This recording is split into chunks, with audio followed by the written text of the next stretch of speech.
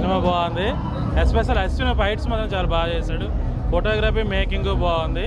Medical mafia మీద movie ఇది. Interest ఉన్న పాయింట్. సో అందరూ చూడాల్సిన సినిమా.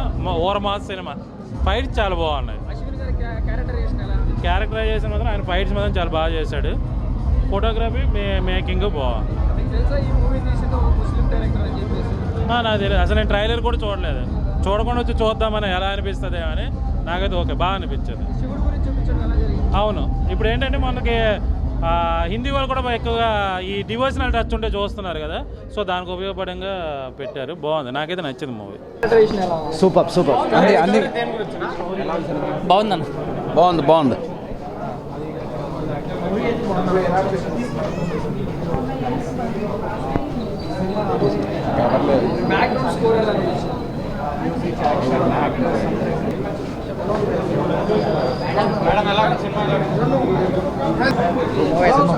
సినిమా బాగుందన్న. మంచిగా ఉంది సార్. బాగుందన్న సినిమా అయితే బాగుంది. అశ్విన్ బాబు యాక్టింగ్ అన్న, సార్ది యాక్టింగ్ బాగుంది. ఎందుకన్నా ముందుకన్నా ఇప్పుడు బెస్ట్ పర్ఫార్మెన్స్ ఇచ్చాడు సార్ అయితే. అందులో ఫైట్ సీన్లు అయితే చాలా బాగుందన్న. ఫైట్ సీన్ లాస్ట్లో సస్పెన్స్గా కొంచెం అక్కడక్కడ తిల్లా బాగా పెట్టారు.